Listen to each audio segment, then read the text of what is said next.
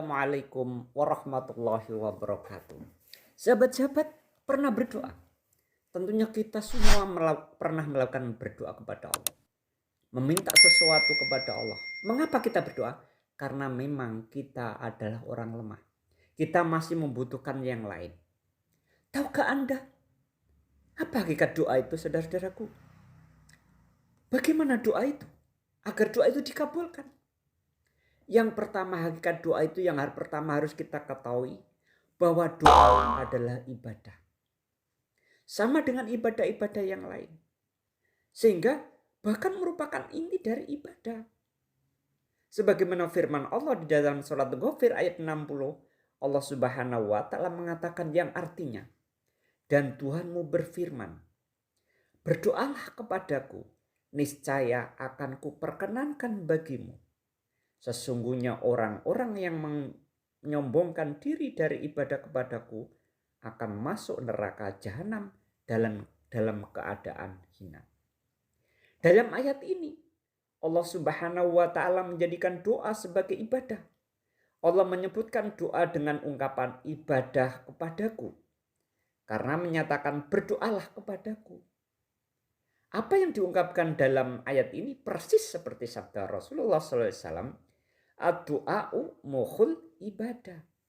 Bahwa doa adalah intisari dari ibadah. Jika doa adalah ibadah, sahabat-sahabat, dan Allah sangat mencintai hambanya yang berdoa kepadanya, maka hukum berdoa adalah sunnah. Artinya kita nggak berdoa nggak apa-apa. Makanya barang siapa yang tidak berdoa kepada Allah berarti dia telah meninggalkan kebaikan yang banyak. Jika seorang hamba tidak berdoa karena sombong, maka ia termasuk golongan disebutkan oleh Allah dalam surat Al-Ghafir tadi. Sayadkhuluna jahannama dakhirin.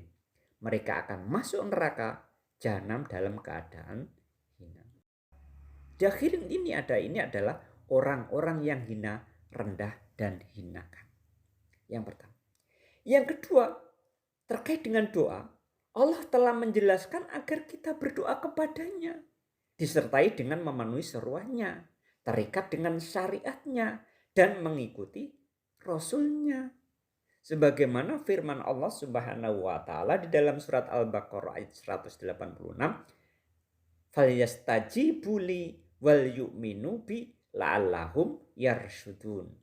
Dan hendaklah kamu memenuhi seruanku dan berimanlah kepadaku agar kamu mendapatkan petunjuk.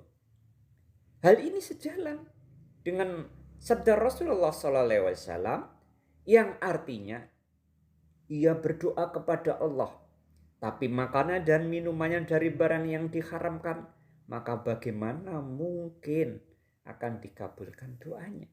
Waktu yang terbaik berdoa adalah saat sujud.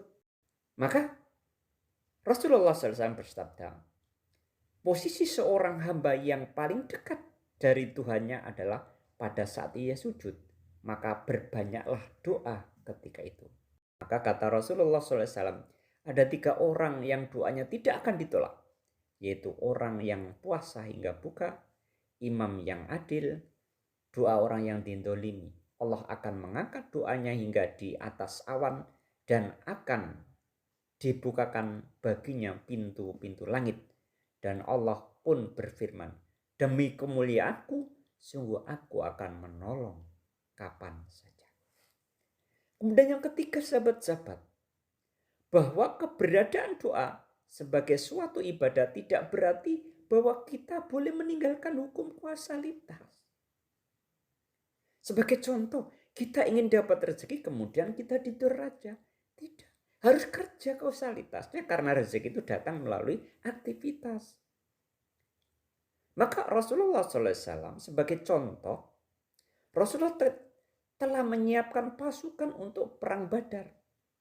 Bukan beliau tidur saja perang Badar menang.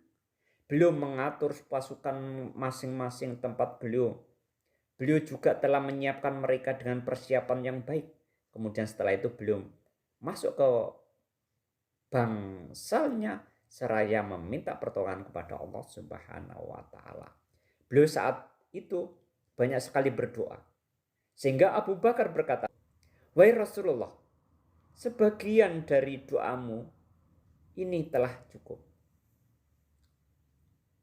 Oleh karena itu, sahabat-sahabat, ketika berdoa, maka intinya bahwa doa itu tidak boleh meninggalkan sebab kausalitas. Aktivitas tetap dilakukan, tapi seraya berdoa kepada Allah Subhanahu wa taala. Karena doa itu adalah Allah Subhanahu wa taala yang mengabulkan. Sebagaimana dari uraian tadi. Maka sebagai penutup, ada sebuah riwayat.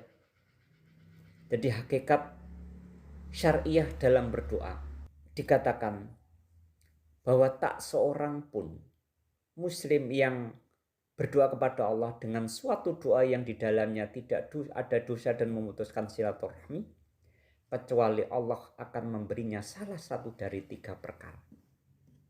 Jadi doa itu pasti dikabulkan selama doa sesuai dengan kriteria tadi. Apa kriterianya?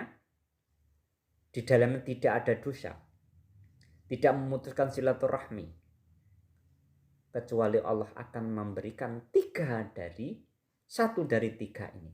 Yang pertama, bisa jadi Allah akan mempercepat terkabulnya doa itu pada saat di dunia. Jadi orang berdoa langsung dikabulkan di dunia. Bisa jadi seperti itu. Kemungkinan yang kedua, Allah akan menyimpan terkabulnya doa di akhirat nanti. Bahwa ini akan dinilai sebagai pahala dan akan diberikan di akhirat nanti. Yang ketiga, dan bisa jadi Allah akan memalingkan keburukan darinya sesuai dengan kadar doanya. Allah akan memalingkan keburukan. Seharusnya kita itu celaka, seharusnya kita itu ditipu, seharusnya kita itu karena doa kita, maka Allah hindarkan kecelakaan, hindarkan penipuan dan lain sebagainya. Maka sahabat mendengar itu, maka para sahabat bertanya, "Kalau begitu kami akan berdoa banyak doa ya Rasulullah."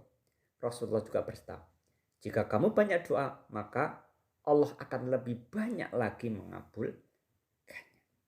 Demikianlah sahabat-sahabat, bahwa hakikat berdoa sedemikian rupa. Janganlah putus harapan kepada Allah, karena hanya kepada Allah kita menyembah, dan hanya kepada Allah kita meminta pertolongan.